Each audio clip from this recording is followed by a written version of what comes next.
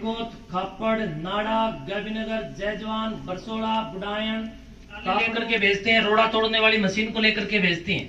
अब ये मेरे स्टेटस के अनुकूल बात नहीं है, लेकिन जब सामने वाले इतने गिर गए तो ईंटों को बड़ी मात्रा में रोड़ा मशीन तोड़ने वाली मशीन लगा करके तोड़े और तोड़ करके ले जा करके कागजों में तो पैसे।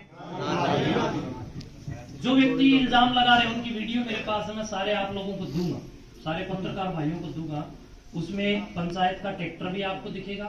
पंचायत के लोग जो वर्तमान इन जो लोग इल्जाम लगा रहे हैं, इन लोगों के आसपास के जो कोई ड्राइवर है या कोई इनके ही कर्मचारी है, इनको इन लोगों ने मठ में भेजा और भेज करके इन्होंने बार बार अगर 5000 ईंटें 10,000 कोई स्टेडियम का काम चल रहा है जी, हजारों लाखों में ईंट आ रही है और लग रही है। देखा आपने कितना ईंटें स्टेडियम में कितना खर्चा लगा है, वो किसी को दिखाई नहीं दे रहा।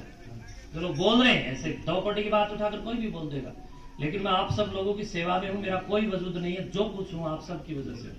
हरियाणा की जनता, दादा काला पीर के सेवक, कोत गांव और छोटी कोत, बड़ी कोत, खापड़, नाड़ा, गाबीनगर, जयजवान, बरसोड़ा, बुडायन, कापड़ो, इन सब गांवों के नहीं बल्कि और भी दूर दूर तक के लोग यहाँ पर श्रद्धा के साथ मत्था टेकने के लिए आते हैं। आप सब जितने भी श्रद्धालु आते हैं या व्यक्तिगत रूप से जो मेरे से जुड़े हुए हैं, उन सब के कारण आज जो कुछ भी हूं उन्हीं के कारण, और मेरा यहाँ पर कुछ भी नहीं है, आप लोगों का है। अब रही बात ये कि ये लोग अपने लोगों को मठ में भेजते हैं और भेज करके जो मठ की सामग्री है ट्राली लेकर के भेजते हैं, रोड़ा तोड़ने वाली मशीन को लेकर के भेजते हैं। अब ये मेरे स्टेटस के अनुकूल बात नहीं है, लेकिन जब सामने वाले इतने गिर गए तो अब मेरे को नाली साफ करनी पड़ेगी, और जब नाली साफ करेंगे तो हाथ तो थोड़े बहुत भरेंगे, तो इसलिए मुझे ये छोटी बात आपको बतानी पड़ रही है। इन लोगों ने भेज करके कुछ लोगों को स्टेडियम के अंदर जितनी भी 1 नंबर ईंटों के चट्टे लगे हैं, बड़ी तादाद में ईंटों के मेरे से बिना इजाजत लिए, मेरे संज्ञान में बिना डाले हुए, क्या ये ग्राम पंचायत का काम है कि वो पंचायत के काम में मठ की सामग्री को, नई ईंटों को बड़ी मात्रा में रोड़ा मशीन तोड़ने वाली मशीन लगा करके तोड़े और तोड़ करके ले जा करके कागजों में तो पैसे पंचायत के लगे दिखाए और माल लग रहा है मठ का। तो ये सही है क्या? वो वीडियो मेरे पास उपलब्ध है, मैं सारे पत्रकार बंधुओं को दूंगा। आप लोग प्लीज इसके साथ इसको संलग्न कीजिए। और जब सरपंच महोदय तो नहीं, उनके प्रतिनिधि महोदय से मैंने संपर्क किया तो उन लोगों ने एक दिन मेरे से मिलकर के मुझे कहा कि मैं तो गांव का राजा हूं। मैंने कहा तू गांव का राजा होगा, मठ का राजा नहीं है। मठ का राजा तो हमारा दादा काला पीर समाधि वाला है और उनके सेवक हम बैठे हैं। मठ की एक कंकर भी तूने अगर छुई तो मुझसे जरूर पहले संपर्क करेगा। तो पूछ करके कुछ भी ले जाए, कोई बात नहीं है, मेरे से पूछ लो, पूछ करके कुछ ले जाना, सहयोग करूंगा मैं।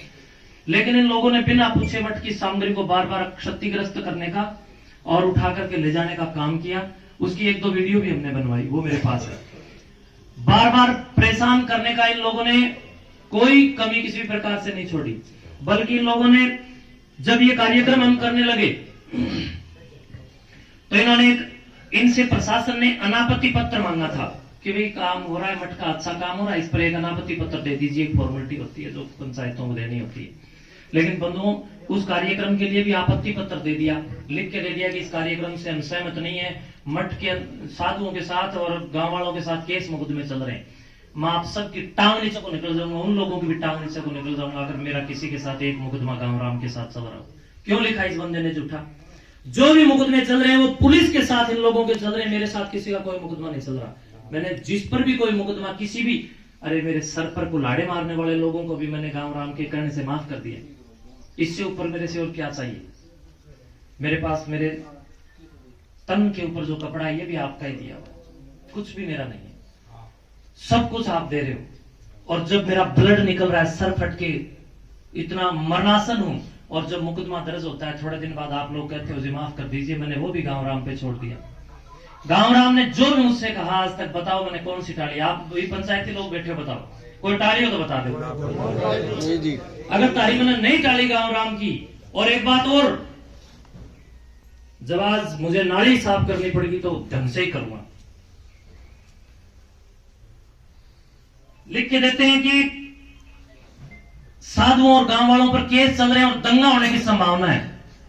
बताओ भाई कौन सी दंगा होने की संभावना थी? गांव राम हाथ उठा के बताओ, थी कि नहीं थी? दंगा होने की संभावना थी कि नहीं? तो ये गलत किया कि सही किया? क्या लोगों को गुमराह किया कि नहीं किया? तो गुमराह करके इसने इस प्रकार के कागजात दे दिए और रजिस्टर में कुछ और सिस्टम बना करके फर्जी तरीके से अपनी सेटिंग करके वो सारा काम बिगाड़ने का प्रयास किया। पूरे हरियाणा स्टेट से जो हजारों हजार विद्यार्थी यहाँ पर इस महाप्रतियोगिता के अंदर प्रतिभागी बनकर के आए, गांव का गौरव बढ़ा, कोत गांव का नाम चमका, लेकिन वो सहन नहीं हुआ। उन बच्चों के लिए जो टॉयलेट आदि की व्यवस्थाएं थी वो इनके इस एप्लीकेशन के कारण प्रशासन को रोकनी पड़ी। नहीं तो प्रशासन नियमानुसार जो स्वीकृति देता है उसके अनुसार अपने कार्रवाई करता। उसमें तो बताओ मेरा कहाँ कोई कसूर था? बच्चियां परेशान हुई तो मुझे दर्द हुआ, तो फिर ये दर्द मैंने गांवराम के सामने बता दिया कि गांवराम देखो ये हो रहा है। ये अगर मेरा आप लोग कसूर मानते हो तो एक बार आप कह दो, जो आप गांवराम सजा देगा मैं लेने को तैयार। और आज ऑन कैमरा इस बात को कह रहा हूं, मुझे कोई भी कभी सताएगा मैं अब की बार भी स्टेज पर ही बोलूंगा खुलेआम। कब तक इन लोगों के पाप छुपाऊंगा? मैं खुद गुंडा हो गया इनके पाप छुपा छुपा करके। कितने इल्जाम इन लोगों ने खड़े कर दिए।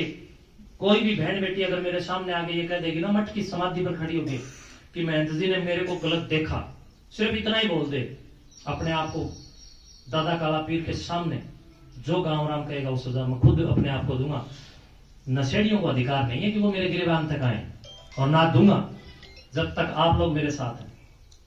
दूसरी बात, बंधुओं, लाइब्रेरी बनाना कोई गलत है? क्या किसी शिक्षण संस्थान के लिए विचारधारा करके पूरी के पूरे सिस्टम को तैयार करके मेरा ये काम करना कि आज मैं स्टेडियम पूर्ति करूं? आप लोगों ने कहा था किसी गांव को स्टेडियम की जरूरत है, कहा कि नहीं? और आप लोगों ने उसके अंदर शुरुआत के अंदर वहां स्टेडियम में ये भी कहा कि आप शुरू करो, सहयोग हम करेंगे। फिर भी हम लोगों ने आप लोगों के सहयोग से वो शुरू किया। गांव के 8-10 लाख रुपए मेरे पास उस स्टेडियम में आए, बाकी का लाखों रुपया जितना लगा वो मठ का लगा।